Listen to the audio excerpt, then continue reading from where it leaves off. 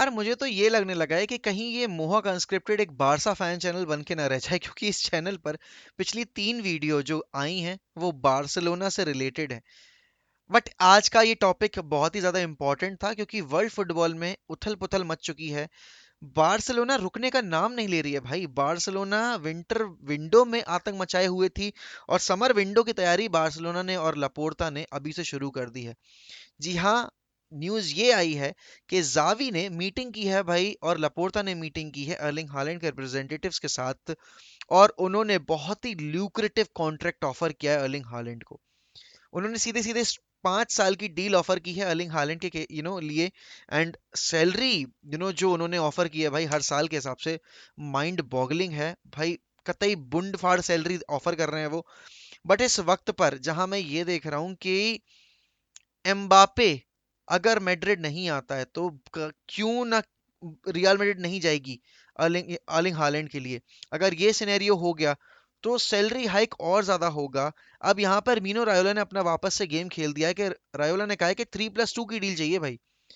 3 years की तो straight deal है, उसके बाद 2 इयर्स का अपन एक्सटेंशन की बात देखते हैं होगा कि नहीं, और उन 2 सालों में मैं किसी भी क्लब से डील कर सकता हूँ।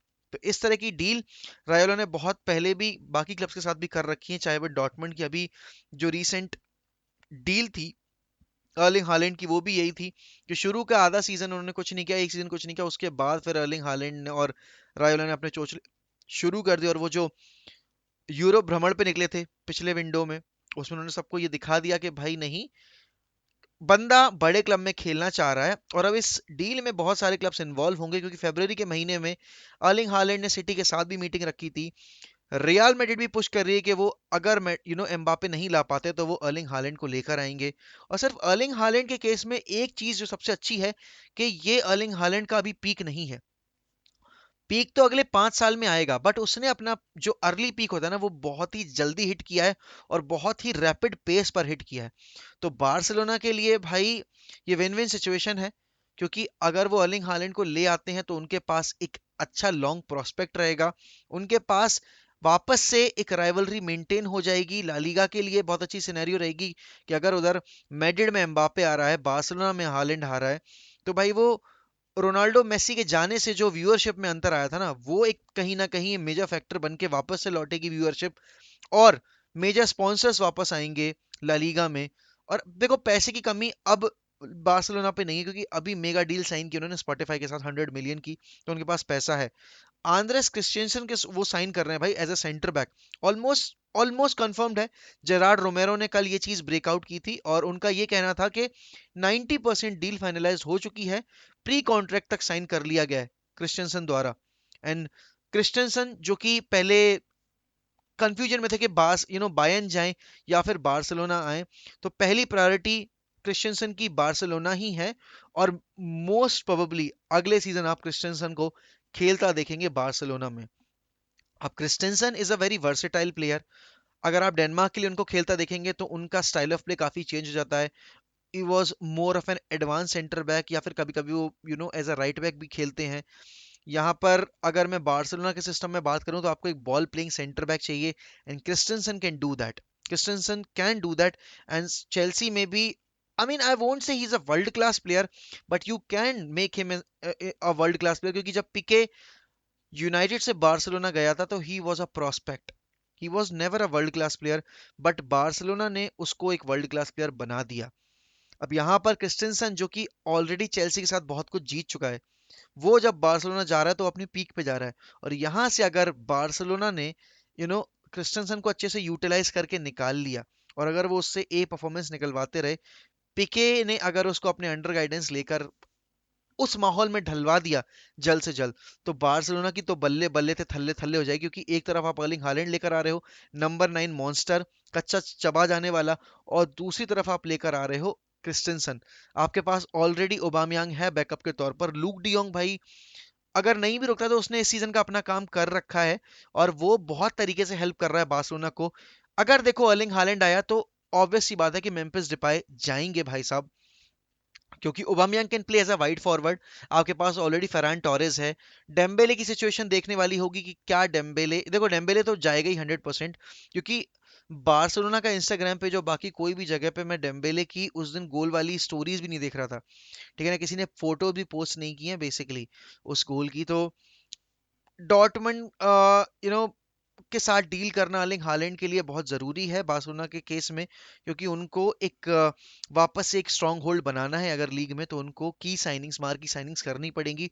Aubameyang is performing well, but Xavi के सिस्टम में you need a target man, क्योंकि जावी का सिस्टम गार्डियोला का सिस्टम नहीं है। They are a very direct team now these days Barcelona under Xavi, and Xavi का रिकॉर्ड जब से वो बार्सिलोना में आए हैं भाई शानदार रहा है।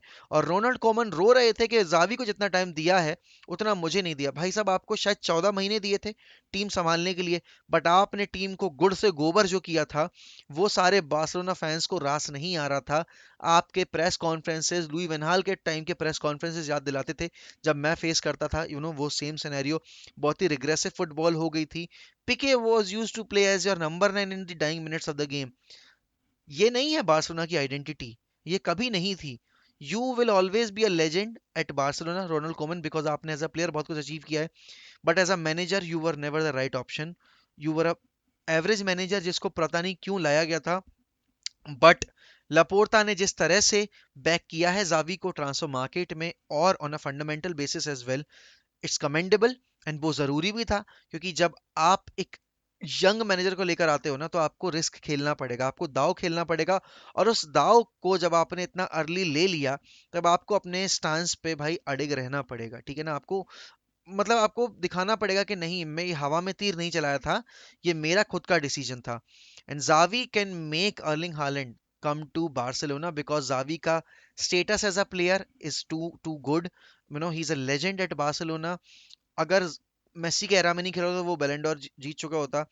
उसके बाद ही is a leader in himself, उसने जिस तरीके से पूरी सिनेरियो ही टर्न अराउंड कर दिया बार्सिलोना का, तो वो भी एक मेजर फैक्टर रहेगा। Champions League football will be the biggest thing for Erling Haaland's arrival at any club, beat City, beat Barcelona, beat Real Madrid, या फिर अगर मैं यूनाइटेड की भी बात करूं तो बहुत ही क्रूशियल रहेगा चैंपियंस लीग का सिनेरियो। एंड इस वक्त तक लग यही रहा है कि हाँ भाई अर्लिंग हालैंड के लिए बेस्ट पॉसिबल डेस्टिनेशन दो ही हैं, एक सिटी है और एक बार्सिलोना है।